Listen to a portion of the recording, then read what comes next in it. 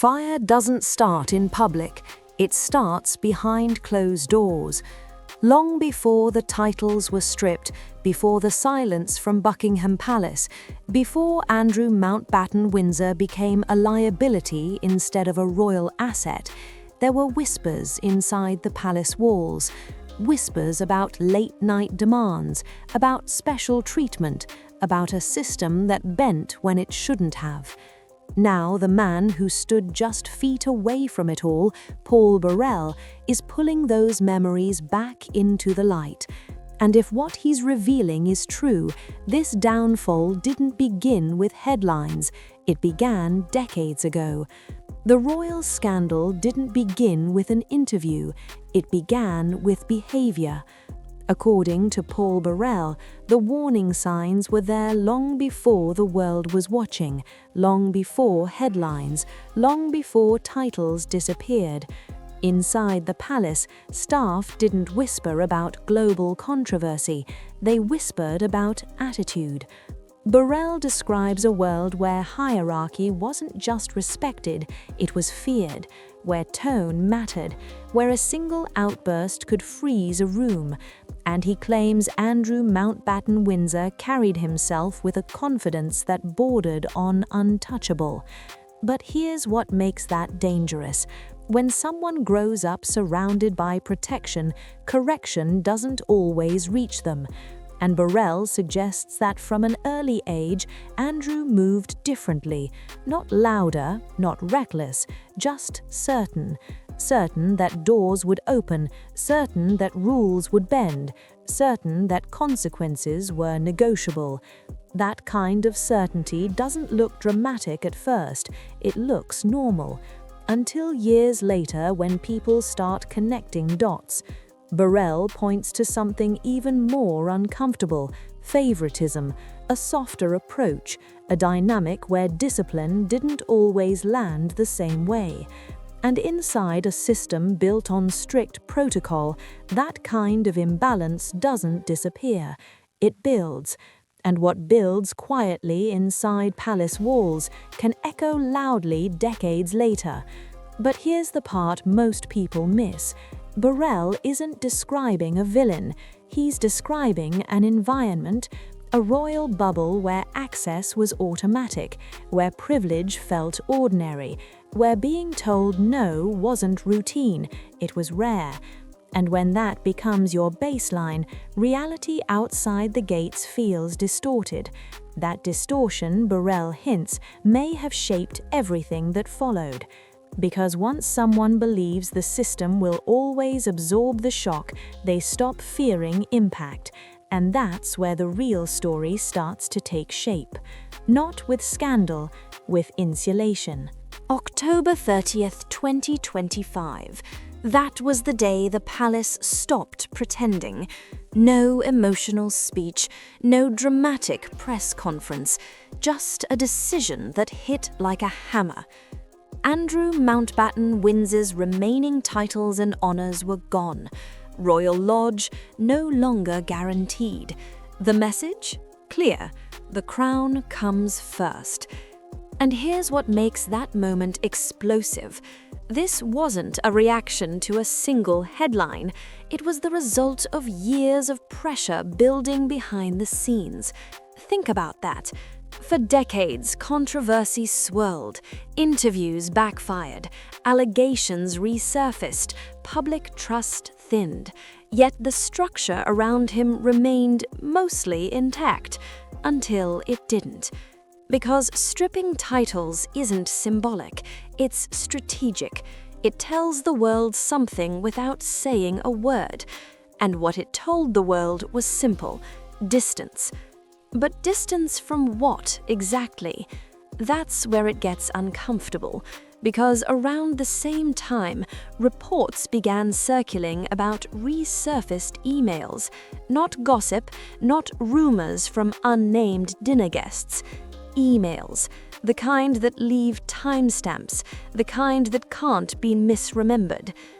Allegations that official trade trip material had been shared, allegations that sensitive information had moved in ways it shouldn't, And suddenly, this wasn't just about reputation, it was about judgment.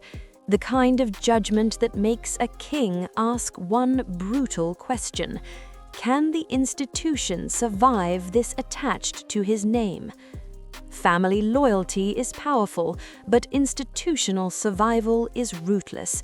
And when those two collide, history shows us what usually wins.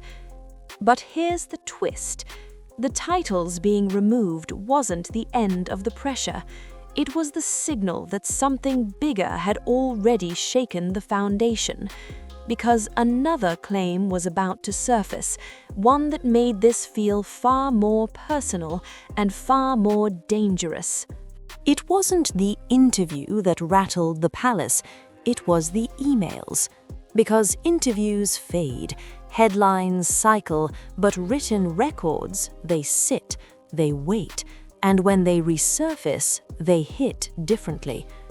Reports began circulating that Andrew Mountbatten-Windsor had allegedly shared sensitive material from an official trade trip years earlier.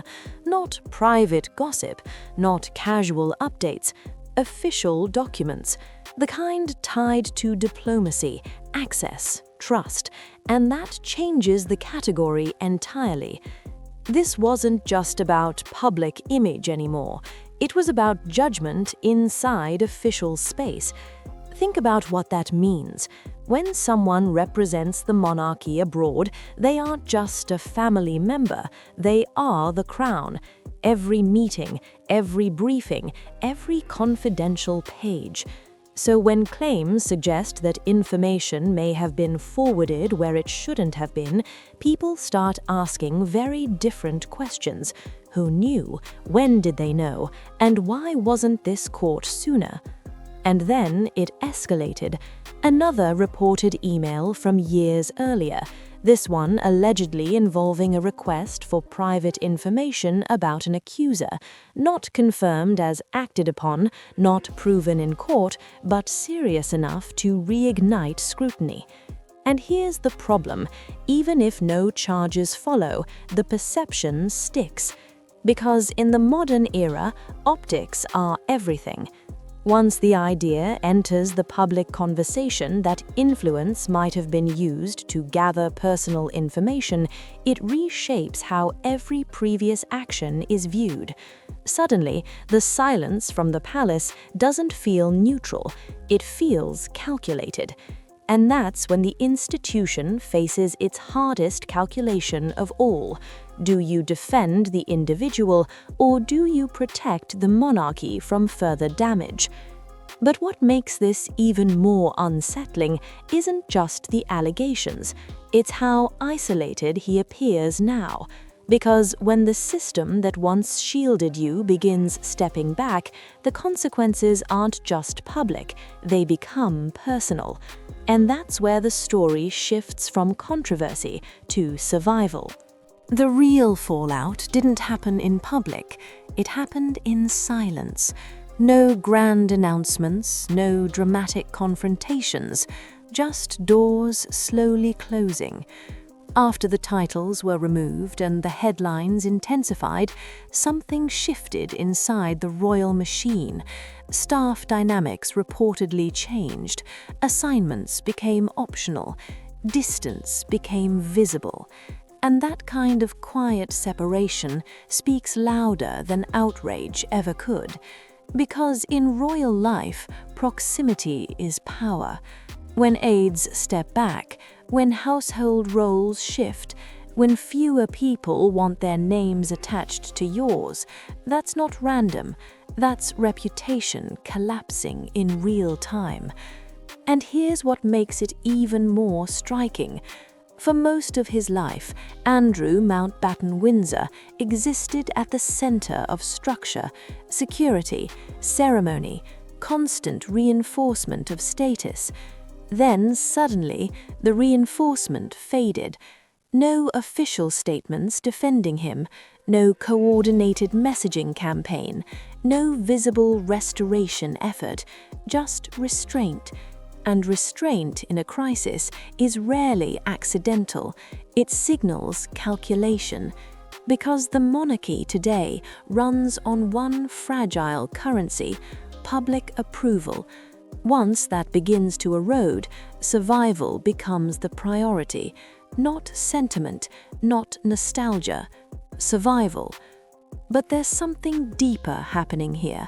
When someone's identity has been built around position for decades, removing that position doesn't just change headlines, it changes daily life. Who calls, who visits, who stays loyal when cameras aren't around. Isolation doesn't always look dramatic. Sometimes it looks like fewer invitations, fewer allies, longer silences. And that transformation may be the most profound shift of all, from protected insider to peripheral figure. But here's the lingering question: is this the final chapter?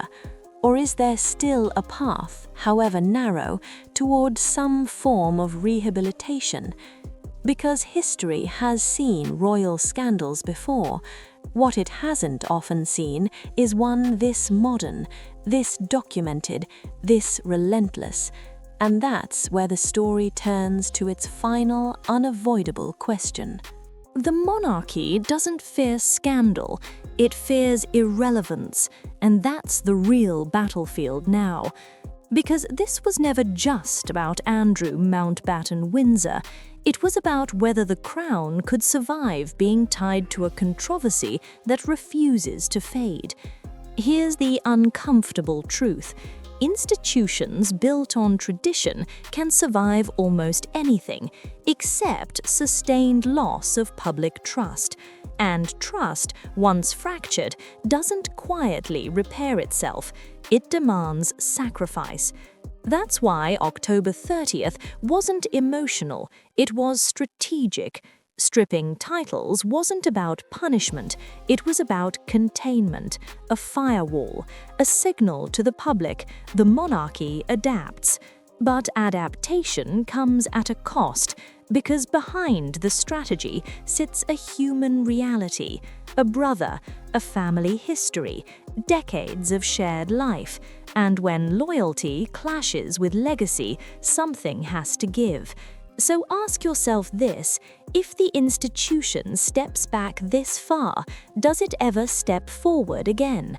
Is there a scenario where public confidence returns, where association feels safe, where silence turns into support? Or has the line already been permanently drawn? Because redemption inside royal life isn't just about regret, it's about optics. And optics in the digital age don't fade. They archive, they replay, they resurface when you least expect them. That's what makes this chapter different from past royal scandals. This one is documented, time-stamped, global, which leaves the monarchy facing one final calculation: not how to protect him, but how to define the future without him. And that future is still being written. If you've made it this far, you already know this story is bigger than one person. So now I want to hear from you. Do you think the monarchy made the right call, or did they go too far? Can someone in Andrew Mountbatten-Windsor's position ever truly rebuild public trust? Or once that line is drawn, is it permanent? Drop your thoughts in the comments. I read them all. And if you want more deep dives into the stories happening behind palace walls, the details they don't put in official statements, make sure you subscribe and turn on notifications, because the headlines are just the surface, and we're just getting started.